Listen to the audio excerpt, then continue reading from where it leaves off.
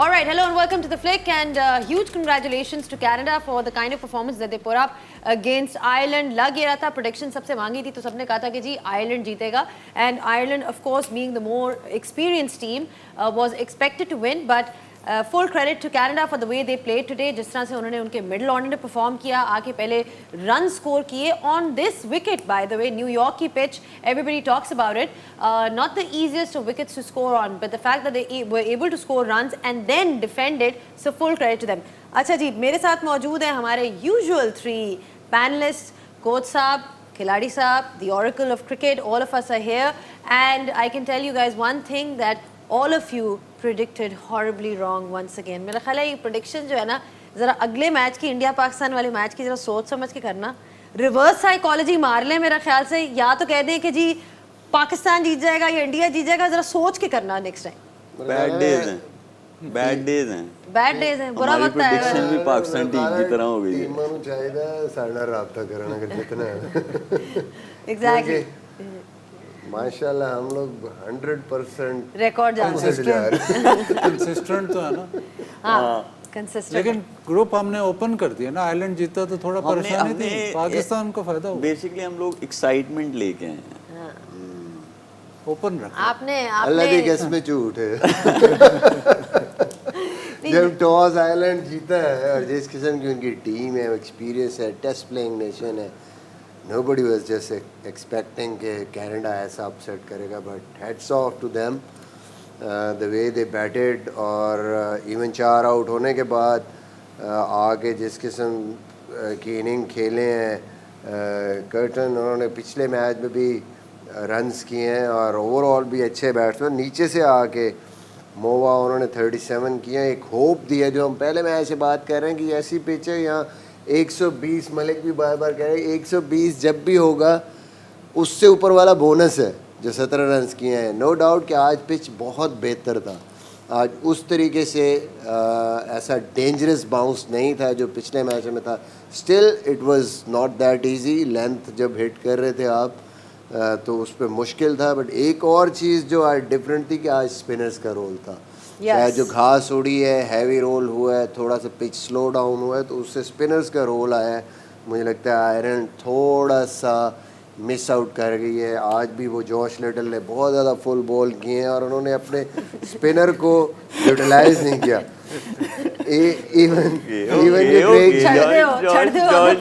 चढ़ दो बहन कह रहा कल ही हो गया, ज्यादा हो गया. कल ही हो गया. उसने आज भी 4 ओवर में कम से कम 5-6 बॉल टॉस किए. तो बात यह है कि एक सिंपल सी थ्योरी है. न्यूयॉर्क में आपको समझ आ रही है, बॉलर्स ने देख लिया है कि यहाँ आप हार्ड लेंथ पे जब बॉल करते हैं फास्ट बॉलर तो वो ऑलमोस्ट अनप्लेएबल है. और मेरे ख्याल में ये आज फिर प्रूव भी किया कनाडा के बॉलर्स ने. उन्होंने जब हार्ड लेंथ हिट की है तो इट वाज ऑलमोस्ट इम्पॉसिबल कि उसको हिट लगे. तो heads off to them. I think brilliant win for them. एक क्विक नज़र डाल लेते हैं मैच समरी की तरफ, जस्ट टू रिविजिट के एग्जैक्टली हुआ क्या है इस मैच में. बेसिकली हुआ ये है कि कनाडा ने अपने 20 ओवर्स में बनाया 137.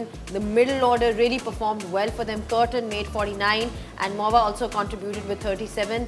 आयरलैंड की तरफ से अगर देखा जाए तो डिलानी ने एक विकेट हासिल की और 10 रन दिए, बाकी सब ने 2-2 चिप इन किए. बट वही बात हो रही थी कि आज की कंडीशंस थोड़ी सी डिफरेंट ज़रूर थी, थोड़ी सी स्लो साइड पे भी थी और आयरलैंड इन रिस्पॉन्स काफ़ी स्ट्रगल कर रहा था. बीच में it became very difficult for them.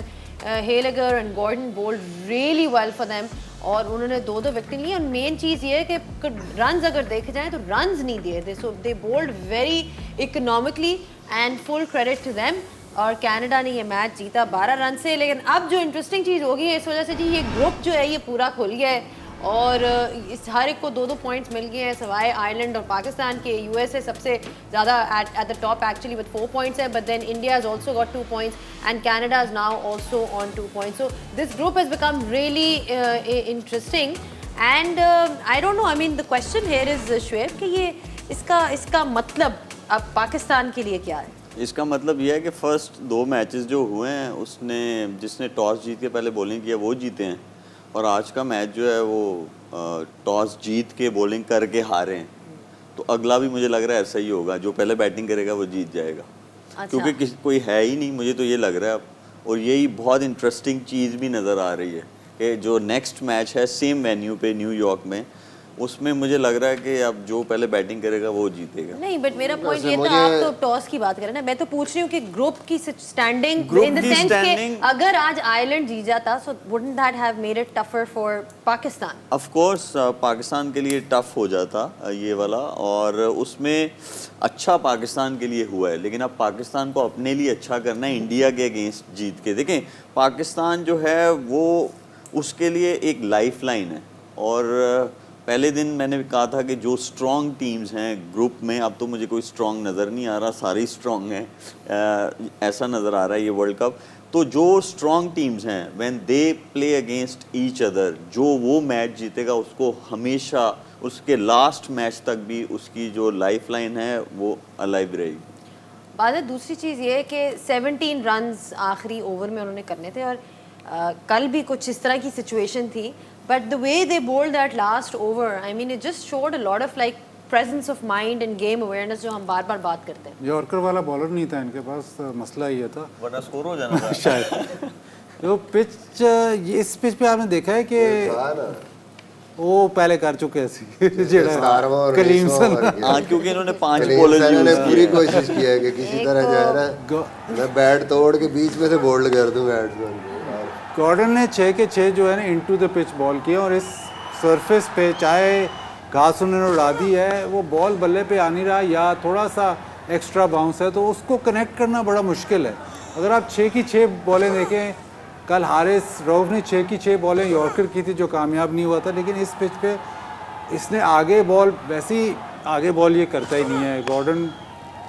इसके कभी ऐसे दिन होते हैं कि ये बिल्कुल ही मैच को या अपनी तरफ लगा देता है या उनकी तरफ, लेकिन आज जो इसने आखिरी ओवर किया आइडियल था, वो लेंथ इस पिच के मुताबिक। और दोनों अगर आप इनके फास्ट बॉलर्स देखें, दोनों लंबे हैं और दोनों हिट द पिच बॉलर्स है, और वही कामयाब रहे। और तीसरा तो वो जॉश लिटल जॉश लिटल के, खैर जॉश लिटल को छोड़ दे मेरा ख्याल से बेचारे को, अब छोड़ दें उसका पीछा छोड़ दे। थोड़ी सी क्लैरिटी देना इसमें। देखें एक तो जॉर्ज लिटल ही अब देगा आगे क्लैरिटी इधर। ये सारे लेफ्ट हैंड जो फास्ट बॉलर हैं उनको प्रॉब्लम है, बोल्ड ही आउट क्यों नजर आता है? नहीं, प्रॉब्लम नहीं है, मतलब एडवांटेज भी है और डिसएडवांटेज भी है, लेकिन ऐसा पिच आपको मिलता नहीं है दुनिया में कहीं पे भी जो न्यूयॉर्क में आपको मिल रहा है। जो मतलब सीम अप बॉलर्स हैं, जो जैसे बाजिद ने कहा कि जो इनटू द पिच बॉल करते हैं वो टफ हैं, लेकिन ये जितने लेफ्ट आर्मर्स हैं ये मोस्टली स्विंग बॉलर्स हैं, इसीलिए ना उनको ज़रा थोड़ा सा मुश्किलात आ रही हैं। और आपने लेवल क्या किया हुआ, 3 भी किया हुआ है आपने, थोड़ा उनको नहीं, मैं ऑन अ सीरियस नोट आप थोड़ा उनको बताएं कि या क्रॉस सीम कर लो इनटू द पिच अगर करना है, सीम अप से अगर आप स्विंग करने जा रहे हैं तो आपको बॉल आगे पिच करना ही है। नहीं, मैं सिर्फ उनको सिर्फ एक ही मशवरा दे रहे हैं कि पायन जेद छाड़ दो। हाँ जी, जेद लेंथ पीछे कर लें, थोड़ी लेंथ पीछे कर लें। वाकई वो वाइट बॉल हो जाता है ये तो। No, it's true because we saw that even in the game against USA, Pakistan USA की थी कि लेंथ का थोड़ा सा इशू था, तो इस पे पाकिस्तान को काम करना होगा if they are to do well because they play India in at the same venue in New York. So we'll take a short break on the flick and we'll be back just in a bit. So don't go anywhere. बात हो रही है Canada versus Ireland की, और Canada ने कितनी खूबसूरती से जो है ये मैच जीता है। बैटिंग की तो हमने बात की थी किस तरह middle order stood up for them, but also their bowling, you can't forget the fact that they managed to defend this total and the kind of bowlers that they had. बाज़त I mean जिस discipline के साथ आज हमें उनकी bowling नज़र आई है, जहाँ Gordon हो गए उन्होंने 2 विकेटें हासिल की, फिर उसके अलावा Heyliger as well taking 2 wickets, but just look at that economy, 4 run देना, 4.5 एन ओवर, आजकल की T20 क्रिकेट में that is quite exceptional.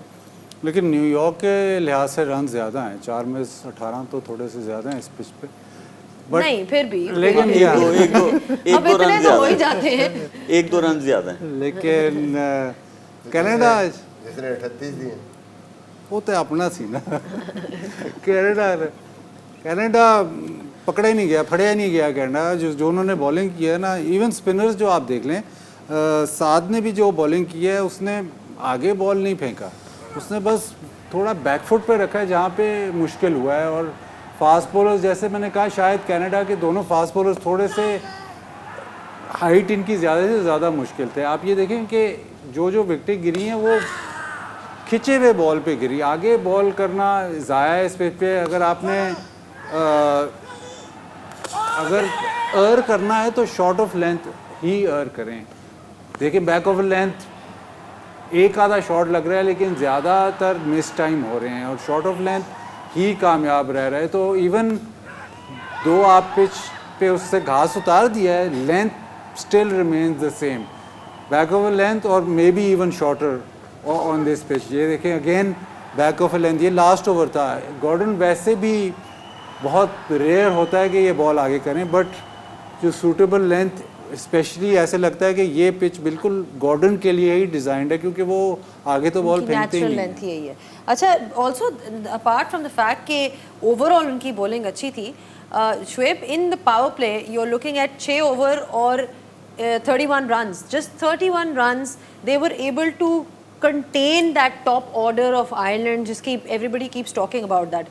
So आप देख लें, उसमें यह है कि वो तभी हो सकता है जब आपको विकेट्स मिल जाएं, तो तब आप जो है वो कंटेन कर सकते हैं। और इसीलिए आप देखें कि उनके ऊपर से आउट हो रहे थे, जिसकी वजह से जो पॉल स्टर्लिंग है जिस पे वो बहुत ज़्यादा डिपेंड करते हैं, कैप्टन भी हैं वो आयरलैंड टीम के, और आज वो सिमिलर शॉट खेलते हुए आउट हुए। जो वो प्रीवियस मैच अगेंस्ट इंडिया से सिमिलर शॉट था उनका, आज भी उसी तरह जो है वो आउट हुए, टॉप एज लगा और कीपर ने ही मेरा हाल कैच किया, और इंडिया के अगेंस्ट भी शायद कीपर ने ही उनका कैच किया था। तो वो उन पे बहुत ज़्यादा डिपेंड करते हैं कि वो ऊपर से तेज़ स्टार्ट देंगे, लेकिन ये कंडीशंस अलाउ नहीं कर रही हैं। और यहाँ पे जो है आपको थोड़ा सा स्ट्राइक रोटेट करनी पड़ेगी इन द फर्स्ट 6 ओवर्स, क्योंकि उस तरह शॉट्स नहीं लग रहे। और आपके अगर शॉट्स भी तब लगेंगे कि एक टीम आई है, उनको पता है इन कंडीशंस का, वो थोड़ा वो लेंथ पे बॉल को ला के मारते हैं। आपको थोड़ा सा क्रीज में जो है, क्रीज की यूटिलाइजेशन बहुत ज़रूरी है। लेकिन hats off two Canadian bowlers कि उन्होंने आयरलैंड को एक्सपीरियंस्ड साइड को रोका और मैच भी जीता। ठीक है, बहुत अच्छी बॉलिंग कराई आज कनेडियन बॉलर्स ने, and they are definitely going to be featuring in our best deliveries of the day. Well, the bowlers seem to have really exploited the conditions really well, और जिस तरह से उन्होंने बॉलिंग कराई लग रहा था कि बॉलर्स के लिए बहुत फायदेमंद है, जो कि न्यूयॉर्क की पिच के बारे में हम शुरू से सुन रहे हैं। However we did see some good boundary. एक ब्रेक लेते हैं, ब्रेक के बाद हम वापस आएंगे, हम मजीद देखेंगे कनाडा की बैटिंग को, जिस तरह से उन्होंने they got to this total that fight from the middle order. Back with the flick, and we're talking about Canada's win over Ireland. जिस किस्म की परफॉर्मेंस कनाडा ने दी with the bat and the ball, full credit to them.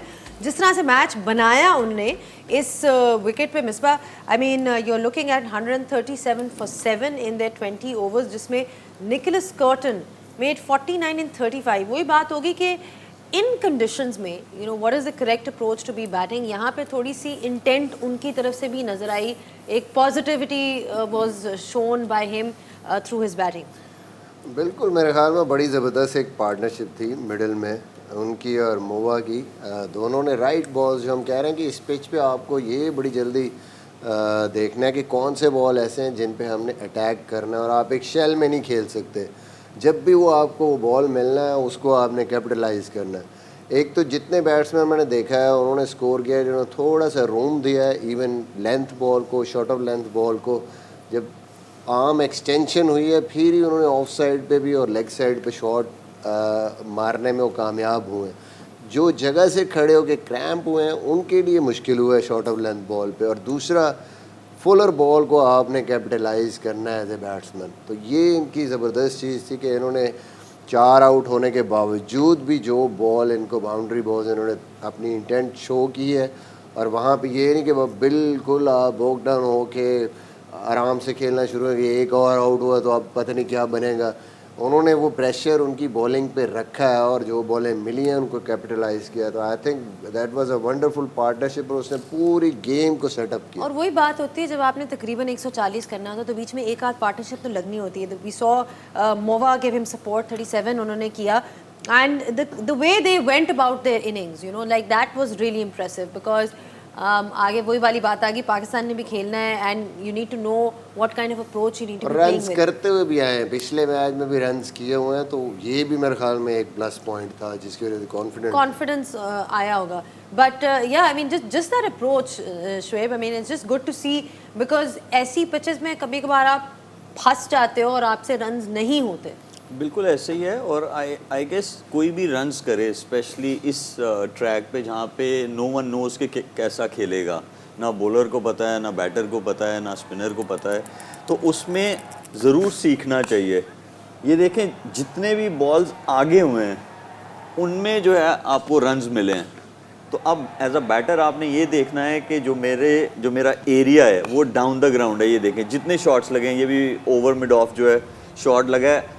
और अगर हम kitten की भी बात करें तो उन्होंने भी जो है डाउन द ग्राउंड ज़्यादा शॉट्स खेले हैं। जब जब उनको फुल बॉल मिला है उन्होंने डाउन द ग्राउंड अपना शॉट खेला है। तो रिगार्डलेस ऑफ द सिचुएशन, ये पर्टिकुलर वेन्यू पे एज अ बैटर जो आपको फुलर बॉल मिले, जस्ट गो फॉर इट। और हम लोगों ने इवन रोहित शर्मा उनको भी देखा कि जो फुल बॉल मिले, या ऋषभ पंत को जो फुल बॉल मिले उस पे रन्स बने। फिर हमने क्लासन को भी देखा, खैर वो तो स्पिनर के बॉल्स थे वो वाले, लेकिन जिस भी बैटर को फुल बॉल मिल रहा है ये इस पर्टिकुलर वेन्यू पे, वो डाउन द ग्राउंड आपको सक्सेस मिल रही है।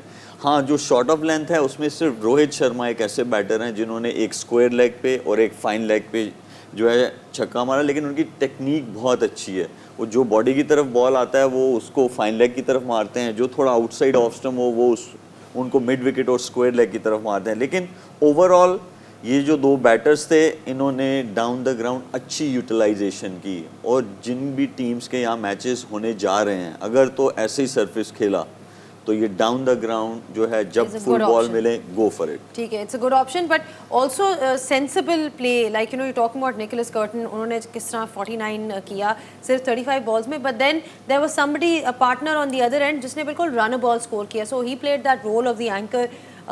दे understood the conditions really well, और एक पार्टनरशिप जो चाहिए थी बाज़त वो नज़र आई आज हमें इनकी तरफ से। मेरे ख्याल इन्होंने टारगेट अपना डिफाइन ऐसे कर लिया कि यहाँ पे 150 नहीं होना, यहाँ पे 160 नहीं होना, तो हम अगर अच्छा खेलेंगे तो शायद 140 तक चले जाएं, अगर बस ठीक ही खेलेंगे 120 मिनिमम तक हमने करना है, तो उस तक वो डीप लेके जा रहे थे।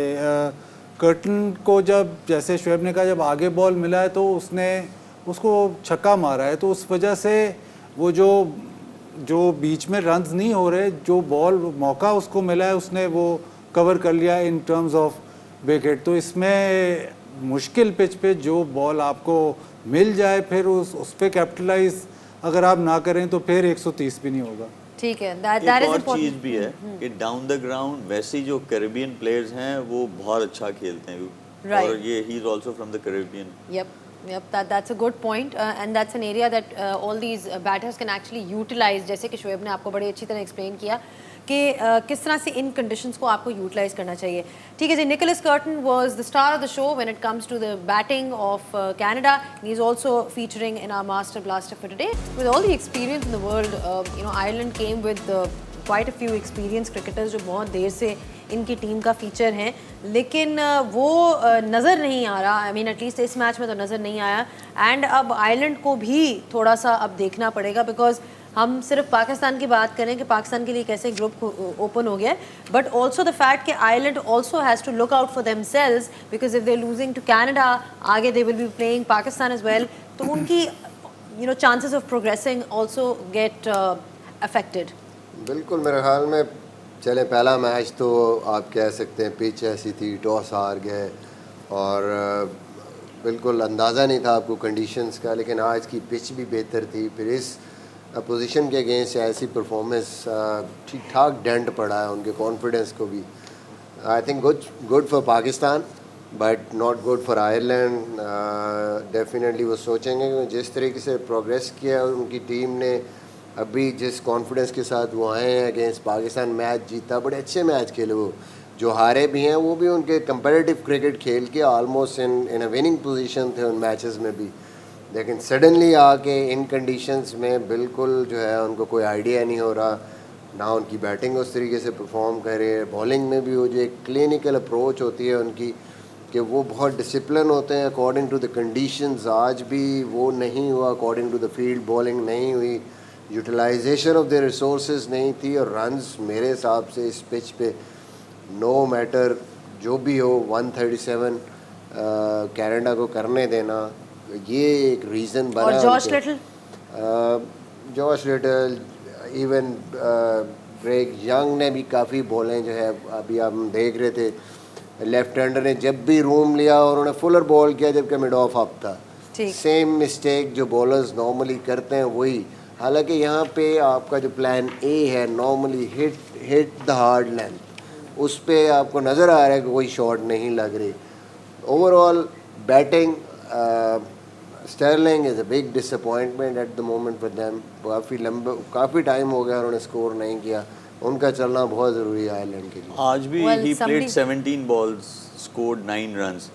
अगर हम पिच मैप दिखा सकें सिर्फ पेसर्स का, तो उससे ही आइडिया हो जाएगा कि कनाडा क्यों मैच जीता, क्योंकि आयरलैंड वालों ने बहुत ज़्यादा फुल बॉलिंग की है। आयरलैंड ने कहाँ बॉलिंग कराई है। और इट्स अ गुड कैनेडियन ने लेसन बहुत short फॉर bowling किया। Everybody who is bowling in these conditions. I feel experts have said it as well that the fuller length is something which is not going to work. You have to work on that particular length that we saw today from Canada and we saw from USA yesterday as well. अच्छा जी, एक break का वक्त हो गया, break के बाद वापस आएंगे और मजीद बात करेंगे, इसलिए कहीं ना जाइएगा।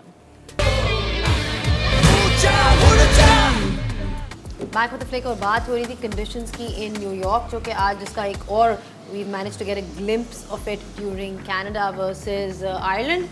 Don't forget that this is the same venue where Pakistan will be playing India. Now the question is, Shoaib, we're talking about कि जी किस तरह से थोड़ी सी conditions बेहतर हुई हैं, but bounce तो अभी भी है, वो जो एक टेनिस बॉल बाउंस की बात हो रही थी। So in that situation, I mean, Pakistan अगर अपनी कॉम्बिनेशन बना रहा है ऐसी ही कंडीशंस के लिए, ऐसी ही विकेट है, तो फिर क्या कॉम्बिनेशन होनी चाहिए बॉलिंग वाइज? देखें, अगर तो ऐसी कंडीशंस हैं जो हिट द डेक हार्ड वाले बॉलर्स हैं उनको ज़्यादा सक्सेस मिल रही है, तो उसमें मैं अब्बास अफरीदी का भी सोचूंगा, क्योंकि वो स्विंग बॉलर नहीं है, वो सीम अप बॉलर हैं, और वो इस वेन्यू पे नो डाउट सीधा किसी को इतना बड़ा मैच खिलाना एक मुश्किल वो सिनारियो बन जाता है। लेकिन आपको यहाँ पे खिलाना पड़ेगा अब्बास अफरीदी को, आप नसीम शाह को खिलाएं। देखें, उसमें आपको 4 पेसर तो आपने खिलाने हैं, अब आपको यहाँ पे एक स्ट्रॉन्ग डिसीजन लेना पड़ेगा, और वो ये करना पड़ेगा आपको कि आपको आमिर जो है उसकी जगह आप उसको खिला सकते हैं अब्बास अफरीदी को, and rest of the pacers जो हैं वो सेम रह सकते हैं, क्योंकि ऑलराउंडर आपके पास है नहीं, तो आप जाएंगे 4 पेसर्स के साथ। और दूसरा, आपको देखें इंडियन बैटर्स या मोस्टली जितने बैटर्स हैं इंग्लैंड की टीम को निकाल के, मेरा नहीं ख्याल कि कोई उसको खेला है क्या नाम है उसका, इब्रार को, तो आप उसको एक लेके आए बीच में, क्योंकि आपके पास एक भी वीक लिंक नहीं होना चाहिए अभी आपके अटैक में, क्योंकि हाई स्कोरिंग मैच मुझे नज़र नहीं आ रहा है। तो मैं अब्बास अफरीदी को जो है वो ज़रूर बॉलिंग लाइनअप में डालूंगा, क्योंकि वो इन कंडीशंस में वो हैंडी हो सकता है। बाजिद, ये तो बहुत ही ज़्यादा out of the box thinking होगी, इतनी out of the box thinking तो मुश्किल है। फिर ओन नहीं करनी तो 15 साल बाद करनी है। मुझे लगता है इमाद वसीम का होना बहुत ज़रूरी है, स्पेशली ये पिच बिल्कुल सूटेबल है उसकी, जो वो नए बॉल से भी और जो बीच में बॉलिंग करेगा वो भी ऐसा बॉलर है जो कि आगे बॉल नहीं फेंकता, और स्टम्प्स ज़्यादातर most of his deliveries hit the stumps, तो वो ऐसी पिच पे इफेक्टिव हो सकता है। अब मसला ये है कि कल यहाँ पे एक और मैच है, न्यूयॉर्क में ही मैच है एक और, नेदरलैंड्स और साउथ अफ्रीका का। अब अगर तो जैसे कि लग रहा है कि ये सबसे उनकी बेटर पिच है, अगर इस पर एक और मैच हो जाए और फिर पाकिस्तान खेले तो ये शायद पिच और स्लो हो जाए, तो शायद जो हम बात कर रहे हैं कि फास्ट बॉलर्स 4 होने पड़ेंगे, शायद फिर वो स्पिनर की तरफ चले जाए। लेकिन 4 ही स्ट्रिप्स हैं, 4 ही पिचेस हैं न्यूयॉर्क में, इन्होंने अब ये तीसरी दफ़ा इस्तेमाल कर लिया है। कल अगर दूसरी पे शिफ्ट करेंगे तो फिर नेदरलैंड्स के साथ ज़्यादती है। एक चीज़ और भी है, अगर स्पिन चले स्लोअर साइड पे चला जाता है ये पिच, फिर भी मुझे ये लगता है कि आपके पेसर्स जो हैं वो बेहतर परफॉर्म कर सकते हैं अगेंस्ट इंडियन बैटिंग लाइनअप।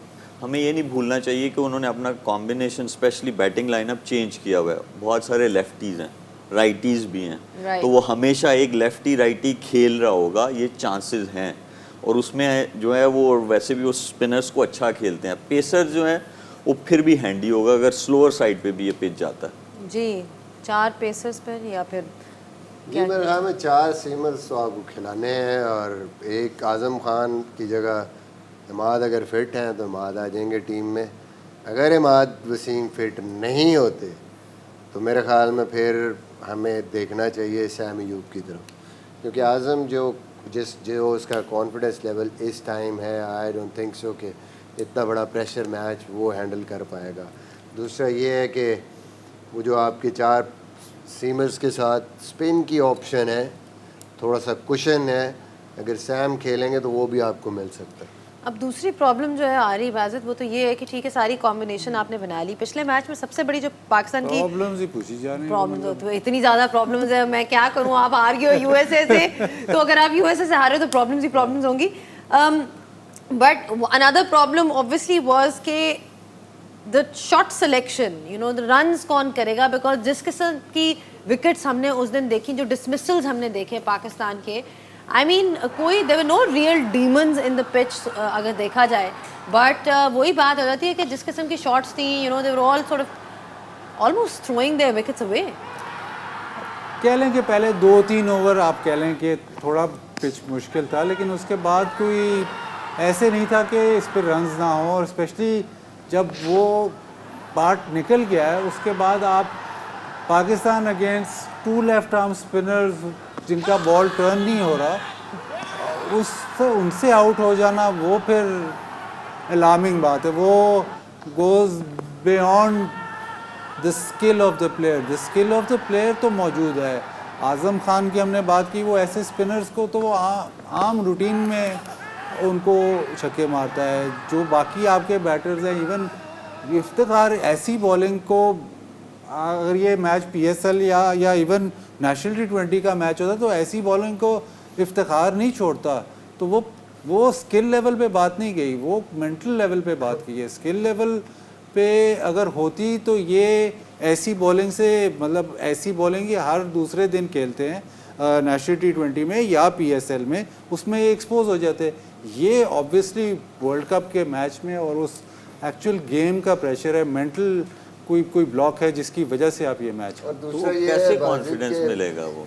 एक और चीज़ भी आप देखें कि जब आपको नज़र आ गया और आप जब स्टैट्स भी देखते हैं, आप टीमों को एनालाइज करते हैं, आपको पता है कि उनके पास लेफ्ट आर्म स्पिनर है और वो यूज़ कर रहे हैं उनको पावर प्ले में, और डिफ़िकल्टी हो रही है। जब आपका एक बैट्समैन आउट होता है तो फिर आपके पास लेफ्ट हैंडर है टीम में, तो आप वहाँ पे क्यों नहीं सोचते प्रोएक्टिवली कि ठीक है तो आप उसे ओपन क्यों नहीं करा लेते उस मैच में? ओपन अगर करा दें, दो बिल्कुल लेफ्ट आर्म करा दें, स्पिनर है, आप उस लेकिन मैच आप के लिए ओपन करा दें। चले आप उसको भी नहीं चेंज करें तो एटलीस्ट जब आपको नज़र आ जाता है कि यार ये लेफ्ट आर्म स्पिनर पे हम फंस रहे हैं, 2 ओवर में निकल गए हैं और इनकी हमने जो प्लानिंग है उसको ब्रेक करना है, जस्ट सेंड फ़खर 3 पे आप उसको भेज सकते हैं। तो बात वही है कि प्रोएक्टिवली हमने नहीं सोचा इस मैच में, थ्रू आउट हमने अलाउ किया पोजीशन को कि ठीक है आप जो कर रहे हैं, आप अपनी प्लानिंग को पूरा उसके साथ मैच को लेके चलें, कहीं पे भी उसको ब्रेक करने की हमने कोशिश ही नहीं की। अब तो ये वही बात होगी ना, आप सोच के आए हैं ਹੁਣ ਭਾਵੇਂ ਨੇਰੀ आए थे बदल आए होना हुई जे उसके अलावा कुछ नहीं होगा। मतलब ऐसे नहीं होना चाहिए। आप देखें ये फॉर्मेट ऐसा है, even to some extent ODI भी जो है उसमें भी आपके बैटर्स जो हैं दे आर फ्लेक्सिबल, उनको कहीं किसी भी नंबर पे भेजा जा सकता है। तो आप मतलब एक फॉर्मेशन से नहीं खेलते रहेंगे। एक फॉर्मेशन से खेलेंगे तो आप इतने अच्छे अच्छे एनालिस्ट हैं, वो फ़ौरन से बता देते हैं जी ये होगा ये होगा ये होगा, वो आगे रेडी होते हैं। चलें ये तो हो गया ना। ये बताएं कि वर्ल्ड कप से पहले या इवन हर सीरीज से पहले ये वर्ड बहुत यूज़ होता है कि हम फ्लेक्सिबल होंगे। ना आप बैटिंग में फ्लेक्सिबल होते हैं और ना आप बॉलिंग में फ्लेक्सिबल होते हैं। जब मैच आता है तो आप ऐसे स्टिफ होते हैं जैसे लकड़ हो जाते हैं। तो वो ना आपने बैटिंग में कोई फ्लेक्सिबिलिटी शो करते हैं और बॉलिंग में तो आप भूल ही जाए ना कि कभी कोई फ्लेक्सिबिलिटी होगी। ये सेट बॉलर्स है, यही बॉलिंग करेंगे, इसके अलावा इनको हमने इधर यूज़ नहीं करना, इसको मैं इधर नहीं यूज़ कर सकता, ये यहीं पे बॉलिंग करेगा। तो वो फ्लेक्सिबिलिटी कहने को है, करने को नहीं है। But who do you think is capable in this lineup? भूल जाएं कि अब ये मैच गुजर गया, जैसे हो गया सब कुछ, मतलब अब we have to look forward. Who do you think is capable in this lineup to score in these conditions that you seen today? देखिए इन कंडीशंस में आपने ये अच्छी बात ये है कि आज का पिच अगर इससे हल्का सा थोड़ा सा बेटर पिच है, तो अगर 160 वाला पिच है that plays into Pakistan hands. मैं नाम लें 160 तो सारे कर सकते हैं। जो वो पिछला पिच था, ये जो यूएस है, वो 160 वाला पिच नहीं था, वो 190 वाला पिच था, ठीक। वहाँ पे हम फंसे हैं। ठीक है। तो अगर अगला मैच 160 वाला पिच होगा तो हमारे रिजवान भी कर सकता है, बाबर भी कर सकता है। आई एम स्टिल होपफुल, अभी नहीं लेकिन अगले मैचेस में आज़म कर सकता है। इफ्तिखार बहुत इंपॉर्टेंट प्लेयर है। और सबसे इम्पोर्टेंट चीज़ ये भी है बाजिद के, देखें कई दफ़ा कंफ्यूज होते हैं हम लोग ये जो इंटेंट का वर्ड है वो कंफ्यूजन है हमारे लिए। इंटेंट का मतलब हम समझते हैं कि शायद just throw the responsibility out of the window, कि इंटेंट का नारा लग गया ड्रेसिंग रूम में, तो अब मैं तो इंटेंट शो कर रहा हूँ, तो मैं सोच ही नहीं रहा कि मैंने एटलीस्ट शॉट खेलने से पहले परसेंटेज देखनी है कि मेरी सक्सेस का परसेंटेज क्या है। जैसे फ़खर ने जो शॉट खेला है कि आप 2 फील्डर से बाहर हैं, ठीक है आपका शॉट है, टीम देखें, उनकी पेस देखें, आप तो कहीं पे भी मार सकते हैं। 2 आउट हुए हैं तो आप वो वाला शॉट पे आप अपने चांस लें जिस पे आपको एटलीस्ट आपके चांसेस ज़्यादा हैं, 90% या 90% से ज़्यादा आपके सक्सेस के चांसेस हैं। तो ये वाला जो है ना, कई दफ़ा हम कहते हैं कि ठीक है, जैसे उस्मान भी है, वो स्वीप अच्छी खेलता है, एक्स्ट्रा कवर अच्छी मारता है, मिडॉन का फील्डर ऊपर था, वो सर्कल था, लेकिन उसने जो फील्डर पीछे था उसने बस निकल के छक्का ही मारने उधर ही चला गया जहाँ पे फील्डर पीछे था। तो आपने रिस्पॉन्सिबिलिटी इन एनी केस लेनी है, चाहे आपने तेज़ रन्स भी करने हैं। ठीक है, थोड़ा सा दिमाग खोल लें, देख लें कि जी कहाँ पे फील्ड प्लेसमेंट है। बाजिद ने एक बात की, वापस उसी जगह पे चला जाता हूँ मैं। देखिए कि वो कह रहे हैं कि कहीं मेंटली कुछ है, कोई कॉन्फिडेंस का, एक्सपोजर का, इन चीज़ों का फ़र्क है। आप 2 बंदों का नाम निकाल लें, वो तो रिसेंटली अभी उन्होंने खेलना शुरू किया ना, एक आज़म और एक जो है उस्मान। उस्मान को आपने जो है वो टीम में लेके आए। उसके अलावा तो यही प्लेयर्स हैं 4-5 साल से, मेरे ख्याल में इससे ज़्यादा से यही खेल रहे हैं। राइट। तो वो मेंटल जो उनको प्रॉब्लम आ रही है वो क्यों आ रही है? वो तो अगर आ भी रही है तो उसको क्लैरिफाई करें, अपने साथ बात करके करें। अपने साथ बात करके नहीं हो रही, जिसके साथ आप कंफर्टेबल हैं उससे बात करें ताकि उस चीज़ से निकलें। लेकिन इतना टाइम हो जाए आपको पाकिस्तान से खेलते हुए, तो फिर ये वाला रीज़न जो है ना। मलिक, आपको याद होगा कि इस हवाले से Yunus Khan was very clear, और एक चीज़ बड़ी मतलब वो हमेशा कोचेस को भी यही कहते थे, वो हमेशा कहते थे कि हमें सिर्फ आप टारगेट बताएं कि 6 में कितना करना है, मुझे ये ना बताओ कि मैंने कैसे करना है। हो सकता है मैं 2 ओवर मेडन खेलूं और अगले 2 में बना दूं उसको, मेरा तरीका कुछ और हो। कोई स्वीप खेलता है, मैं सामने मारूं, मैं उल्टी स्वीप, मेरी मर्ज़ी, मैं जैसे मर्ज़ी खेलूं। तो ये क्लियर होना चाहिए कि आपने प्लान क्या दिया कि 6 में कितना करना है। And now as an international cricketers, as international batsman, it's up to you. आप इतने, आपकी रिस्पॉन्सिबिलिटी है कि आपको तरीका पता होना चाहिए कि कैसे रन्स करने हैं। मैंने हूँ, मेरा वे डिफरेंट। तो ये मेरे ख्याल में बड़ा ज़रूरी है कि भाई 6 ओवर 15 तक क्या हमारा टारगेट है, या अगले 3 ओवर का क्या है, आखिरी 5 का क्या है, and then it's the players responsibility to respond basically. वो यहाँ यही नहीं पता चल रहा ना कि प्लान किसने देना है।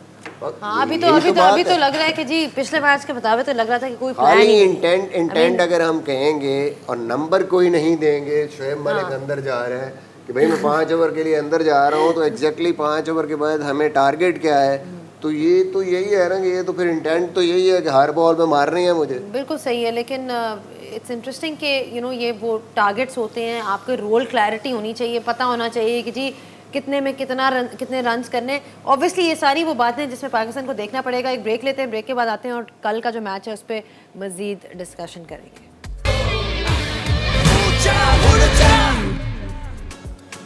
बैक विद द फ्लिक और बहुत ही इंटरेस्टिंग मैचेस लाइंड अप है आप लोगों के लिए कल के लिए, लेकिन पहले एक दफ़ा देख लेते हैं आज क्या हुआ। कनाडा ने बनाया 137 for 7 इन द 20 ओवर्स।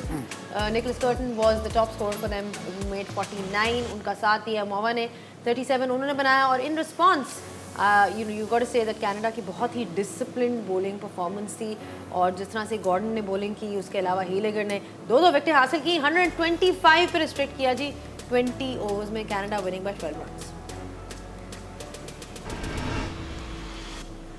कल आप लोगों के लिए हमने 3 मैचेस रखे हुए हैं आपको एंटरटेन करने के लिए। पहला मैच जो है वो तो है जी अफगानिस्तान वर्सेस न्यूजीलैंड। अफगानिस्तान को तो आपने देखी है, बट इनफैक्ट आज ही हो गया, कल तो नहीं आज ही हो गया, which will be live from Guyana. It starts at 4:30 AM। उसके बाद we will be looking at Netherlands versus South Africa. ये वो 2 टीम्स हैं जिसमें नेदरलैंड्स रिमेंबर साउथ अफ्रीका को हराया था in that 2022 world cup. And this will be live from New York जहाँ पे आज मैच हुआ है। और जो तीसरा मैच है जिसके ऊपर हम मज़ीद डिस्कशन भी करेंगे, ऑब्वियसली कल का जो शो है इसके अराउंड होगा which is the big one. It's actually जिसे कहते हैं ना कि अगर पाकिस्तान इंडिया है तो फिर ऑस्ट्रेलिया इंग्लैंड भी है। Australia England match number 17 and that's going to be live from Barbados.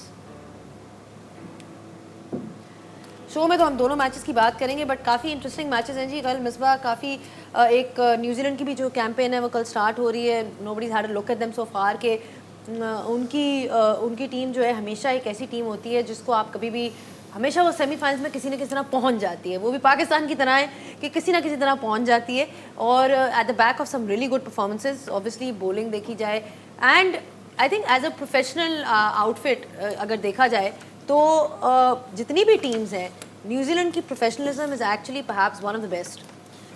I think कि सबसे जो अच्छी चीज़ है उनका होमवर्क बड़ा ज़बरदस्त होता है और प्लानिंग बहुत पहले से वो एक टीम उन्होंने बनाई हुई है। उनको पता है कि उनके प्लेयर्स के रोल क्या है, कौन कहाँ खेलेगा, बॉलिंग में किसका क्या रोल है, और they know everything about the opposition.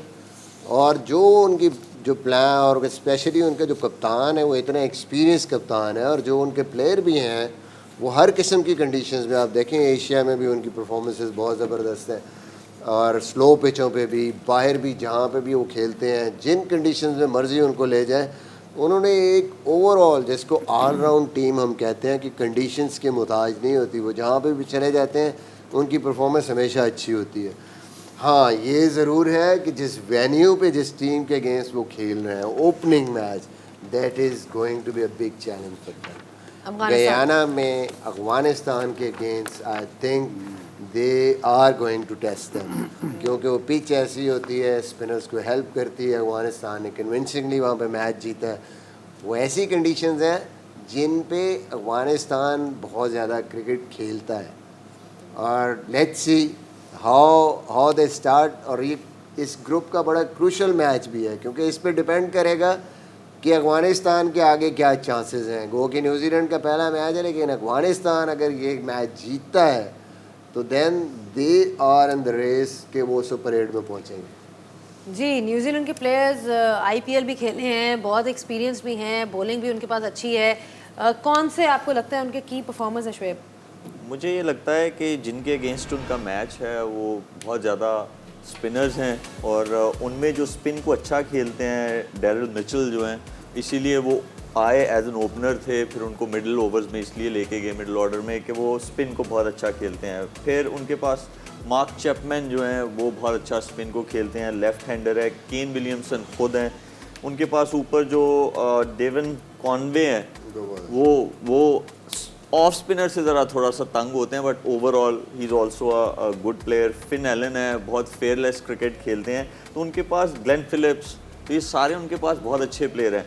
उनकी एक चीज़ बहुत अच्छी है न्यूजीलैंड की कि बहुत लिमिटेड ऑप्शंस हैं उनके पास। एक तो छोटी सी कंट्री है और उसी में वो जो प्लेयर्स उनको एक दो वो लेके आते हैं कुछ सालों के बाद, फिर उसे लंबा खिलाते हैं। और इसीलिए उनकी जो है कंसिस्टेंसी आपको नज़र आएगी। कोई भी आईसीसी रिलेटेड इवेंट्स होते हैं, you always see them qualifying or playing in the semis or sometime in the finals.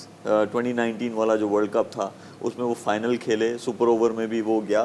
तो उनके पास प्लेयर्स बहुत अच्छे हैं और इसी तरह अगर उनके पास स्पिनर्स भी बहुत अच्छे हैं, सेंटनर जो हैं क्वालिटी स्पिनर हैं। और वो मिसबा भाई हमेशा कहते हैं कि जो आपका टेस्ट का बॉलर हो या ओडीआई का बॉलर हो वो आपको बहुत हैंडी होता है। और ये वो हैं कि जिनको आप तीनों फॉर्मेट्स खिला सकते हैं। फिर उनके पास सोडी हैं, लेग स्पिनर बहुत अच्छे हैं, ग्लेन फिलिप्स खुद करते हैं और केन विलियमसन भी ऑफ स्पिन करते हैं, लेकिन देखा नहीं अभी उनको रीसेंट पास्ट में बॉलिंग करते हुए। माइकल ब्रेसवेल बड़ा डेंजरस सा बॉलर, बिल्कुल, और बैटिंग भी बहुत अच्छी करते हैं वो। तो अभी वो पाकिस्तान भी आए थे एज अ कैप्टन बन के। तो ओवरऑल देखें तो उनकी बहुत अच्छी साइड है, लेकिन जहाँ मैच होने जा रहा है वो इवन हो गया है। ठीक है, अफगानिस्तान को वो कंडीशंस जो हैं वो हेल्प आउट करेंगी गायना की। लाकिन ये एंड पे लाकिन है ना, लाकिन अच्छा, लेकिन एक जो चीज़ शायद न्यूजीलैंड के फेवर में जाए वो रात का मैच है, वो डे मैच नहीं है। डे मैच में हमने ये पहले भी तस्करा किया था, day match build totally different to the night games. Night games में आपका ट्रेंट बोल्ट भी बीच में आता है, न्यू बॉल स्विंग, सऊदी अगर खेले तो स्विंग वो भी आता है, लॉकी फर्गसन भी बीच में आता है। तो वो एक सिचुएशन बन सकती है जहाँ पे अगर वो नए बॉल से, क्योंकि अफगानिस्तान की बैटिंग टॉप हैवी है, अगर वो ऊपर से आउट कर जाते हैं ओपनर्स को स्पेशली अगर आउट कर जाते हैं तो फिर मैच में ज़्यादा इन होते हैं। चलें जाते जाते प्रोडिक्शन दे दें। आप लोगों का रिकॉर्ड स्टेलर रिकॉर्ड है अभी तक, तो मेक श्योर के बरकरार रखें, बरकरार रखना है इस रिकॉर्ड को। हमारे बड़े से शुरू करें। जी जी, हमारे बुजुर्ग साहब। पंडित साहब ने कुंडलियां निकाल तो दिया, देखें ऐसी बातें वही निकालते हैं। इवनिंग का मैच है, लॉकी फर्गसन लास्ट टाइम भी सुबह में हो रहा है, शाम में हो रहा है, दोपहर में हो लास्ट रहा है। टाइम भी लॉकी फर्गसन ने जो है ना वो एक दफा सबको थोड़ा सा परेशान कर दिया था अफगानिस्तान की पूरी टीम को। हाँ, इधर भी ना कर दे। नहीं, लेकिन वो ओपनर जो है अच्छे हैं उनके, वो अच्छा हम खेलते जहाँ हैं। सारी अच्छी टीम सर ले रहे हैं तो फिर न्यूजीलैंड का भी ले लेते हैं। आप बस कार भी जाना है, दसो कितने। आप न्यूजीलैंड। बस टीम का बताएं कौन सी टीम जीतेगी, न्यूजीलैंड। बातें खत्म कर। न्यूजीलैंड। जी, न्यूजीलैंड। फिर न्यूजीलैंड ही बनता है, सर उसी का लेना है। मेरा ख्याल से इनका प्लान ये है कि ये बरकरार रखना चाहते हैं रिकॉर्ड, जो स्टेलर सब रिकॉर्ड है, छोड़ो नॉट गेटिंग अ नहीं सिंगल जी, मैंने प्रेडिक्शन चेंज पता है राइट क्यों सो किया है? ये जो दिन की बात, रात की बात जो हो रही है मैंने उसके बाद चेंज कर दिया, रात का मैच है, जिंजुन भी ना खेला। पहले अफगानिस्तान कहने वाले थे, फिर उन्होंने कहा यार रात का रात मैच, का हमारे मैच, ओरेकल ने मतलब बताया कि रात का मैच हम है, सुनाओ भी सारी अच्छी टीमें जो है ना, फेवरेट टीमें उनके गिट्टे घोड़ों में बैठे हैं। गिट्टे घोड़ों में बैठे। अच्छा जी, हमारे सोशल मीडिया हैंडल्स आपके सामने हैं। अगर आप किसी किस्म की जो है अपनी इंसाइट या अपनी फीडबैक देना चाहते हैं तो प्लीज़ आप ask the experts, you have an opportunity to ask the experts any kind of questions that you have. 10 Sports Pakistan, all the handles are in front of you, so you can keep sending in your feedback, your suggestions, and that's about it. और अगर आपने the flick को follow करना है तो 10 Sports watch करें। उसके अलावा जो है आप माइको और तमाशा पे भी, हमारे डिजिटल प्लेटफॉर्म्स हैं, इस पे भी आप इस शो को देख सकते हैं। So that's pretty much all that we have for you from here. आज का मैच डिस्कस हमने कर लिया है, कल जो है काफ़ी इंटरेस्टिंग मैचेस हैं, so tomorrow is going to be a heavy day on the flick, so keep watching the flick and will see you guys tomorrow.